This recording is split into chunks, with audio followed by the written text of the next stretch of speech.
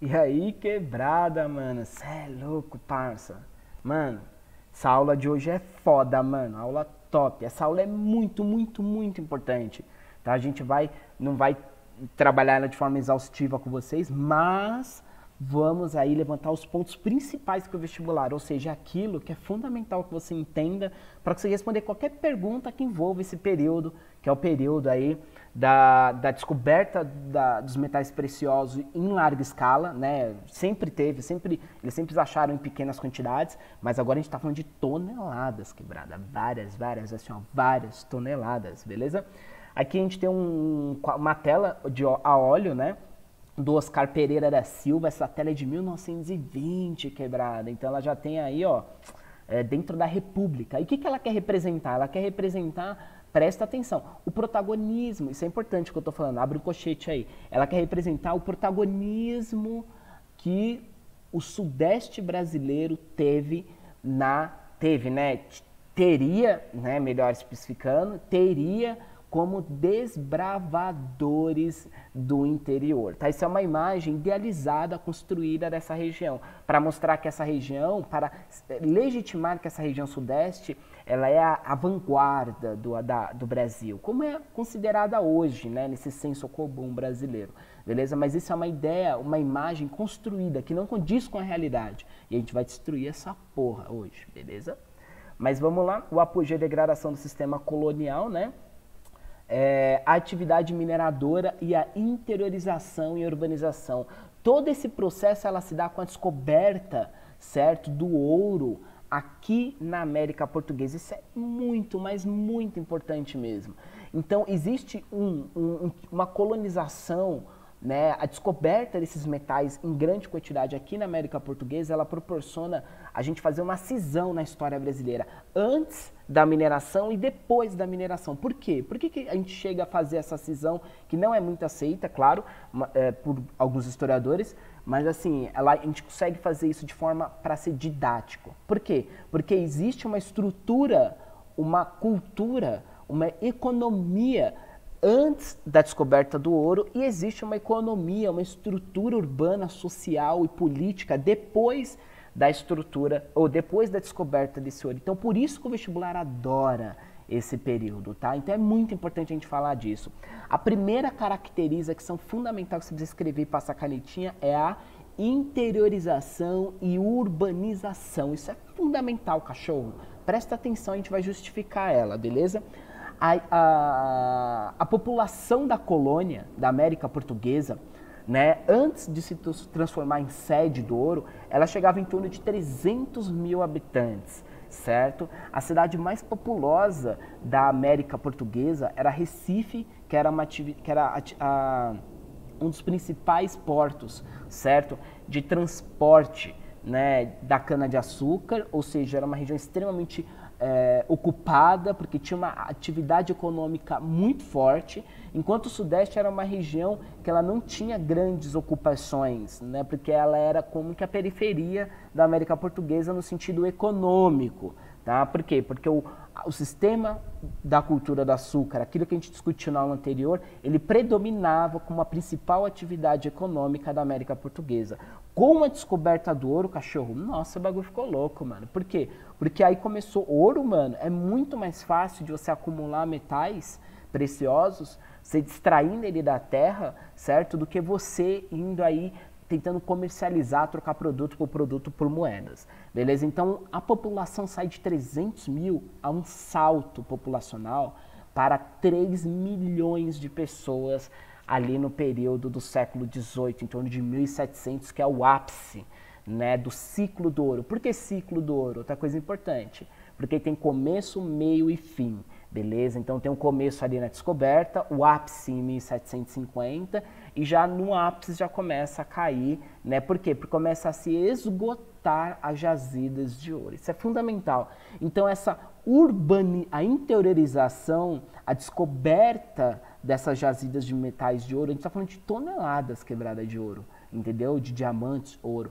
Ela proporciona um salto, isso é importante, essa ideia que a gente está construindo, ela proporciona um salto, né, populacional. E essas pessoas vão morar, consumir, ter que ter acesso a médico ou algum tipo de lazer, outras coisas, e tudo isso causa o quê? Isso é importantíssimo que eu tô falando aqui, porra. O surgimento de vilas, de cidades. A gente falou que precisa ter para ser uma vila, né, na aula anterior, aberturas de estrada e o novo eixo, a transição do eixo econômico. O que é a transição do eixo econômico? É a intenção econômica da metrópole, ela sai do Nordeste, ela deixa de ser a protagonista econômica da região e vem para o Sudeste por causa da descoberta do ouro. Isso é fundamental. Tá? E a intensificação das importações de manufatura, ou seja, aqui no Sudeste surge diversas produções manufaturadas devido a essa quantidade de pessoas que estão aqui dentro.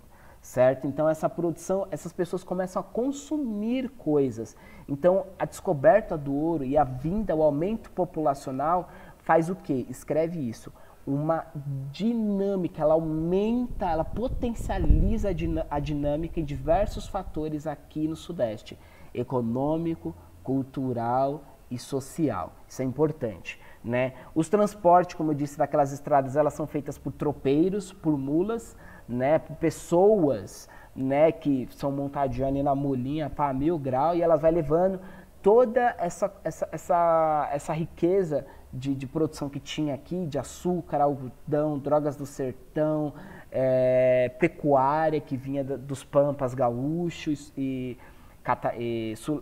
de Santa Catarina, certo? Toda essa economia de ponta a ponta da América Portuguesa, ela é conectada por esses tropeiros. Então é uma atividade fundamental. Tá? E aqui é importante, provocou mudança significativa na estrutura social, na economia da colônia. O que eu quero dizer com isso? Começou a surgir cidades, hospitais não, né? Mas sim, centros de tratamento, entendeu? Começou a dar uma dinâmica, uma urbanização, começou a crescer cidades. Isso muda a estrutura da economia, muda o caráter de colonização dentro da América Portuguesa. Por isso que isso é um período muito importante. Porque antes, quais eram as principais áreas urbanizadas aqui na América Portuguesa? O Nordeste, que era a sede da cultura do açúcar. E aqui era perifa, não tinha nada, eram vilas quase que abandonadas e acampamentos. A descoberta do ouro trouxe o foco, o interesse econômico para essa região e uma grande quantidade de pessoas que veio da Europa e de todas as regiões, né, de diversos lugares do Brasil, veio para cá. E essa vinda para cá deu um boom dentro da urbanização, começou a criar cidades e uma dinâmica muito mais rápida na economia dentro dessa região. Certo? E houve também uma possibilidade, isso aqui que eu estou dizendo é muito importante, porque não é que facilitou, é porque houve uma possibilidade, mesmo que lá no horizonte, bem longe, bem distante mesmo, Quebrado, porque era muito distante, porque os preços eram elevadíssimos da alforria. Possibilitou o escravo, né, através de um comércio seu próprio, né, ou seja, ali em feiras, em diversas regiões de comércio, como eu disse, a vinda dessas pessoas aumenta a dinâmica econômica de procura aqui dentro, ou seja, excessos de alimentos e de manufaturas que os escravos produziam e com a autorização do senhor que era dono dele, né, ele poderia comercializar isso e com esse valor, né, ele arrecadar uma parte desse valor, outra parte era pago para o senhor, certo? E com o acúmulo dessa riqueza, com autorização, porque o escravo só poderia acumular dinheiro com autorização do senhor, do senhor escravista, certo? A partir dessa acumulação, ele poderia, daqui a uns 70 anos, comprar a sua alforria. O que aconteceu é que, sim, alguns conseguiram chegar a essa liberdade através dessa alforria. Aqui a gente tem um documentário, Quanto Vale o É por Quilo, ele traz essa questão, né? Aqui a gente tem uma escrava alforriada, certo? Que acabou tendo tantas posses, ganhando não, conquistando tantas posses, que inclusive ela pôde proporcionar comprar outro escravo, né? E não é só ela, né, que é representado nesse documentário, mas também, como o historiador França Paiva diz, né, tanto a Inácia Ribeira, a Isabel Pinheira e a Bárbara Oliveira, todas elas eram ex-escravas ou filhas de ex-escravas que conseguiram a sua alforria através dessas cartas de alforria. e proporcionalmente conseguiu acumular riquezas, propriedades privadas. Mas isso é importante destacar que aqui é uma possibilidade de mudança de status, o que não existia na sociedade da cultura do açúcar. A sociedade da mineração, ela proporcionava isso por causa da dinâmica econômica que ela dava.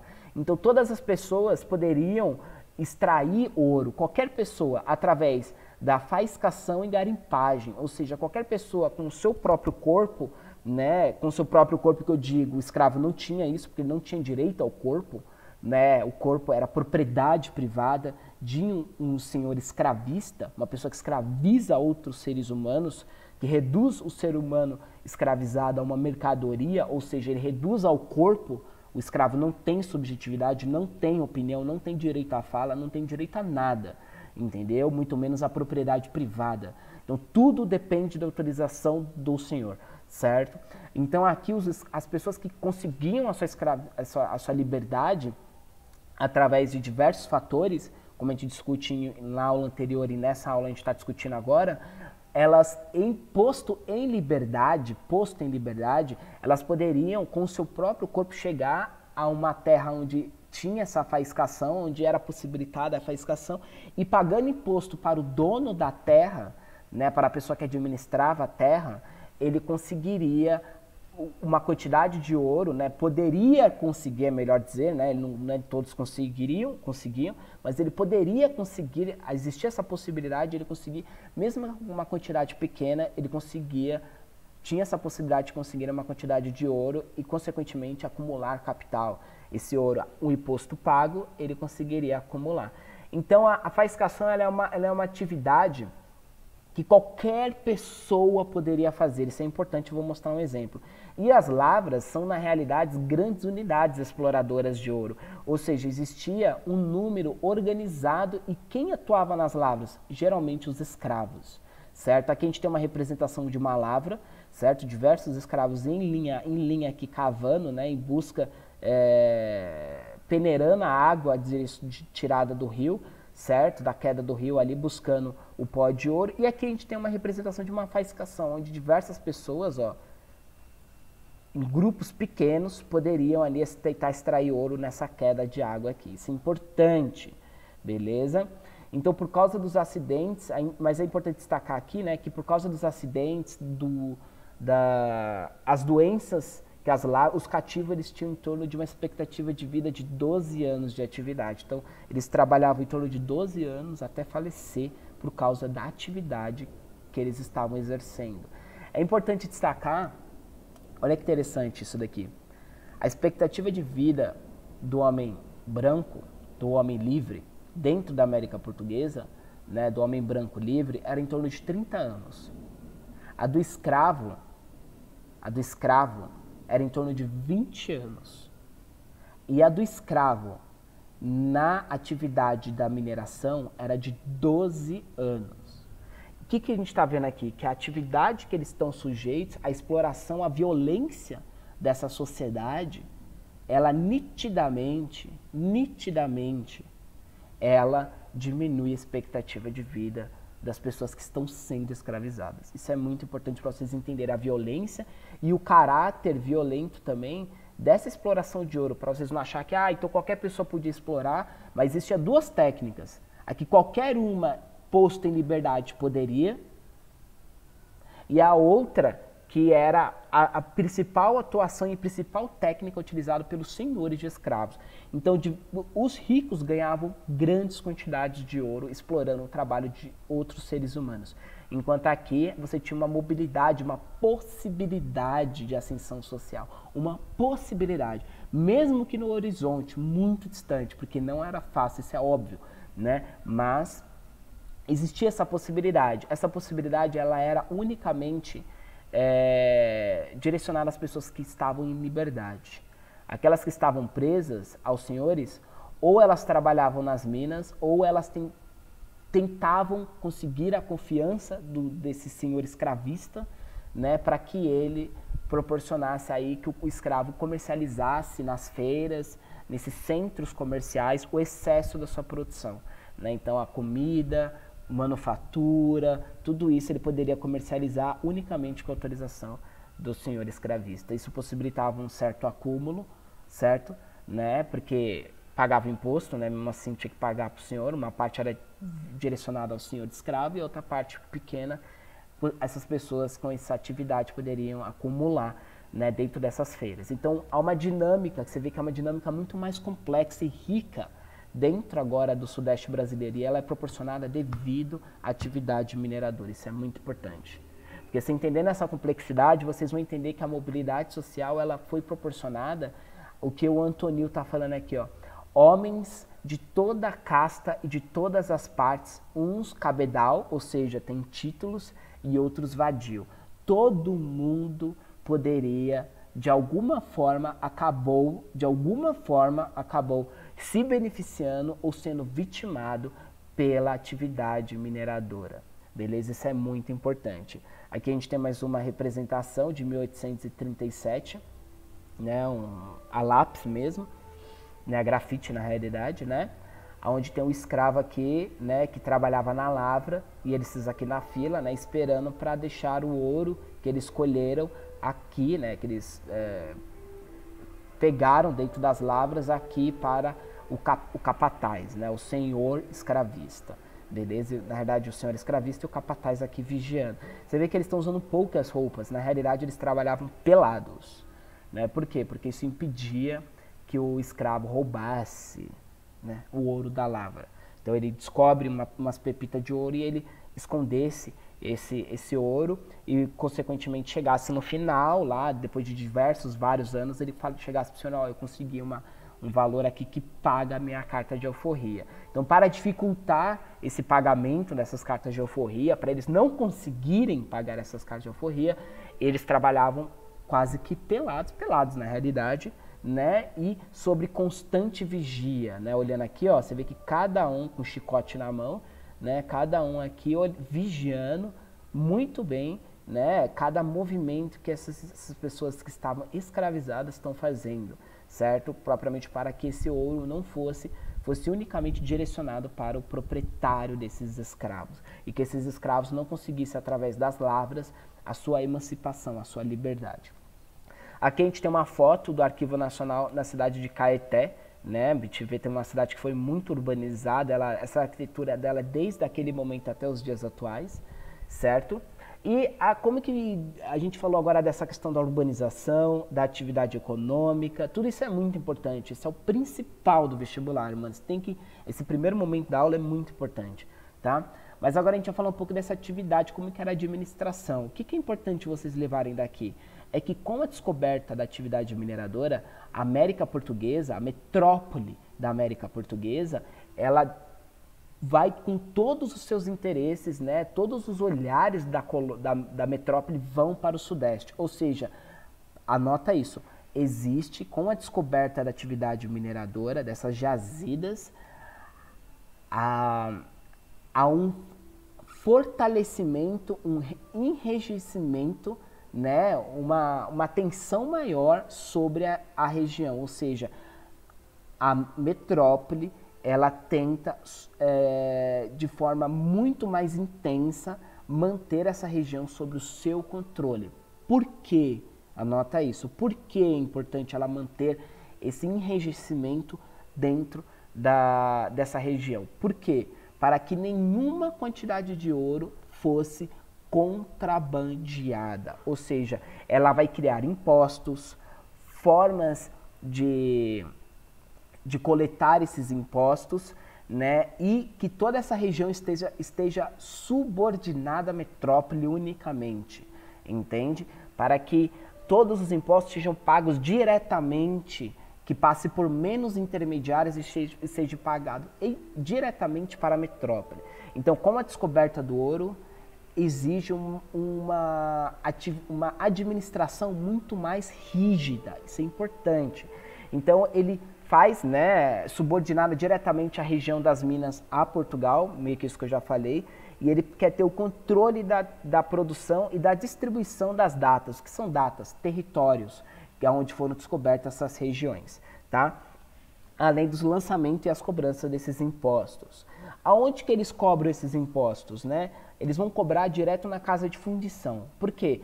Eles proíbem, eles fazem uma lei que proíbe a circulação, presta atenção, uma lei que proíbe a circulação de ouro em pó dentro da metrópole da América Portuguesa, dentro da América Portuguesa. Ou seja, todo o ouro que é retirado direto da lavra, extraído direto ali das regiões da queda do rio, né? Todo esse ouro de aluvião, todo esse ouro, ele é proibido a circulação dele em pó, ou seja, a forma bruta que tira ele da natureza. E, na realidade, o ouro ele só pode circular se ele estiver em barras. Onde, ó, isso aqui são barras de ouro, tá? Do período com selo aí português, certo?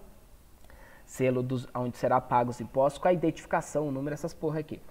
Então, eles levavam todo esse pó de ouro para onde é chamado de casa de fundição. E lá nessa casa de fundição, esse ouro é fundido, pesado, é retirado a parte pertinente à metrópole de Portugal, entendeu? Não é pago para um, que é pago para outro, que é pago... Não, é direto, retira-se esse ouro da natureza, leva para essa casa de fundição e esse imposto é direto pago para Portugal, já separado. Isso evita o contrabando de ouro. Evita, porque qualquer ouro que for pego dentro da América Portuguesa, circulando de forma em pepita ou em pó, ele é apreendido e todo esse ouro é levado para Portugal. Todo, entendeu? Então, dessa forma, ele garante uma rigidez maior dentro desses impostos, que esses impostos sejam pagos, né? E que, na realidade, esse ouro, evite que esse ouro seja contrabandeado.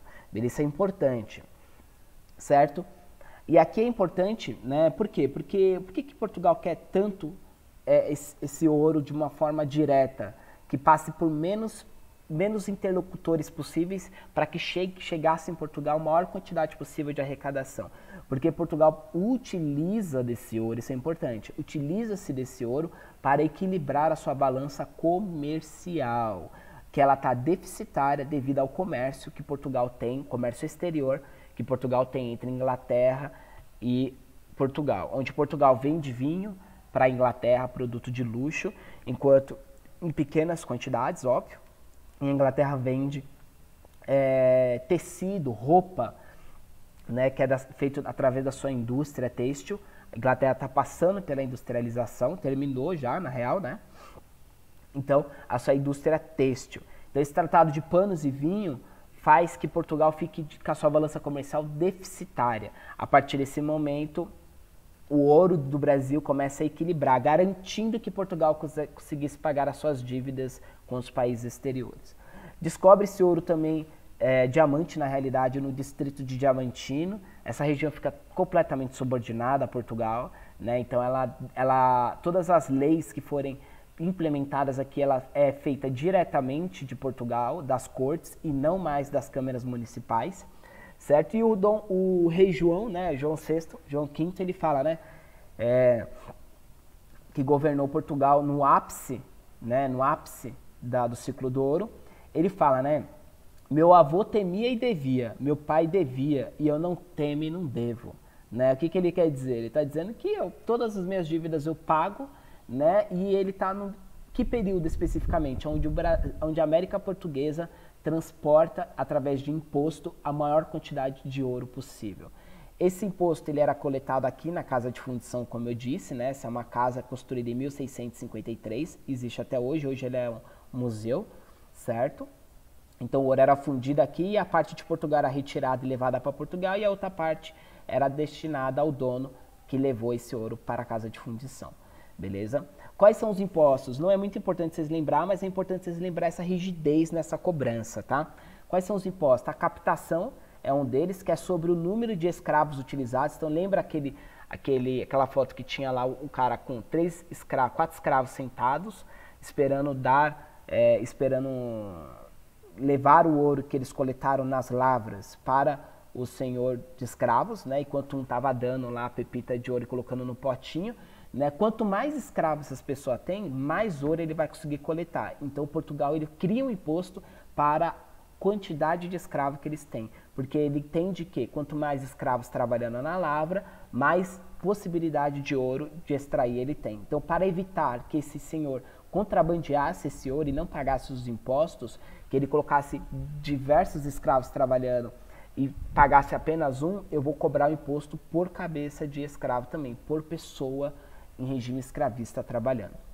E o quinto, né, que se dá no próprio metal, né? Esse metal é que fixado em 100 arrobas, ou seja, cada região da mineração, cada município na realidade, ele deveria pagar 1,5 toneladas por ano de ouro para Portugal. Ou seja, a mineração veio de 650 até 1780. Quantos anos se passaram aí, quantas toneladas de ouro foi levada, né?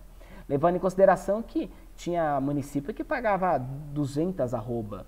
Essa aqui é o mínimo, tá? Então, se você conseguir extrair apenas 1 tonelada de ouro, o que eles faziam? Eles colocavam a derrama, ou seja, o município extrai 1 tonelada só. Então, a gente vai lá, o exército português, eles invadem as casas, né? Quem invadir a casa? Mano, aceitar o pé na porta, porrada mesmo, 1000 graus, e começa a pegar todos os materiais, utensílios domésticos, o que for, que são metais preciosos. Diamante, joia, talher, qualquer coisa, mano. Eles pegam tudo dos pleiba, tá ligado? Invadem, pegam tudo, derrete tudo isso, pesa, né? E até alcançar essas 100 arrobas. O que é isso, basicamente? Se você não conseguir alcançar essa 1,5 toneladas, o que acontece? A gente cobra esse imposto de uma forma ou de outra. Então, a derrama, que é o principal imposto, certo? É a cobrança compulsória. É ela que vai dar o descontentamento para a região. A região vai ficar puta, os caras vão ficar putos, irmão, por causa disso, tá ligado? Então, aqui é importante, né, que a herança do ciclo do ouro, ela se deu também à urbanização e o desenvolvimento comercial, né, e de outras produções internas, além do abastecimento. Isso é muito, isso aqui, ó, mano, escreve isso no seu caderno, velho. Ó, isso aqui é muito importante, quebrada. A gente foi explicando aos poucos o processo inteiro para que isso aqui consolide-se dentro da cabeça de vocês. Vocês não podem sair daqui sem compreender os processos disso. Né, entender que nesse momento houve uma urbanização e um desenvolvimento comercial. Então aquilo que você fala, só vendia rapadura, só vendia cana-de-açúcar, mano, esquece isso. A dinâmica econômica a partir da mineração, ela ganha outras proporções. Então esse preconceito que se tem precisa ser rompido, isso é muito importante. E o vestibular vai exigir isso de você. Então ele vai perguntar, na mineração houve urbanização? Houve uma dinâmica maior comercial? Tudo isso ele vai perguntar para você. Houve uma possibilidade, mesmo que no horizonte, uma possibilidade de ascensão social para as pessoas que estavam em regime livre? Tudo isso será perguntado e cobrado de vocês, tá?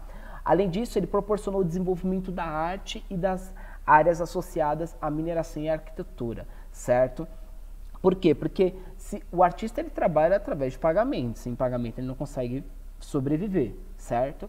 Então, o acúmulo de metais preciosos dentro dessas áreas proporciona que essas pessoas também, além de financiar os estudos dos seus filhos pleibas na Europa, em Lisboa, em Coimbra, na Universidade do Porto, na França, eles também incentivavam, né, e pagavam através artistas para a produção de diversas igrejas, quadros, autorretratos, entre outras coisas. Aqui a gente tem um exemplo importante, né, que é o Aleijadinho, né, um arquiteto, um poeta e músico da época, certo? Ele constrói a igreja de Ouro Preto, aqui, ó, essa igreja, que ela tem um caráter barroco, né, importante, aqui esse período também está se passando pelo renascimento cultural lá na Europa, então aquela arte que é feita e produzida na Europa, aquele barroco que é cheio das Vênus, entre outras coisas, claro escuro, pintura a óleo,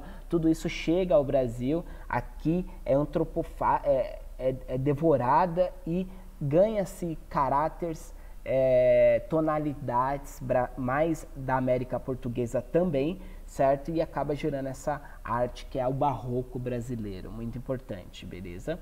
Então é isso, quebrada, a aula de hoje. Então, é importante que vocês entendam isso daqui, ó. Esse é o principal slide.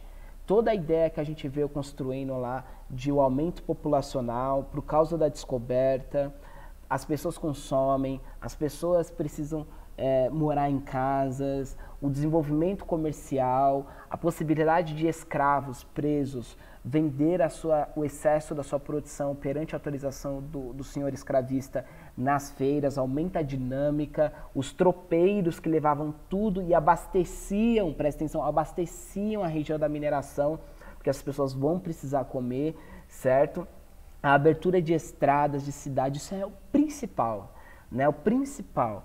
E o interesse em administrar essa região pela metrópole, a metrópole tem o interesse de administrar essa região de forma muito mais forte, para garantir que os impostos sejam pagos e, consequentemente, equilibrar a sua balança comercial deficitária com a Inglaterra. Consequentemente, né, a riqueza, o aumento, a urbanização proporciona um desenvolvimento das artes aqui na América Portuguesa, não mais só no Nordeste, mas agora aqui no Sudeste brasileiro, da América Portuguesa, e financiar os estudos daqueles playboys que vão estudar lá na Europa e, consequentemente, vão ser os protagonistas da conjuração baiana, beleza? Isso é fundamental. Então, vamos para a monitoria, tá?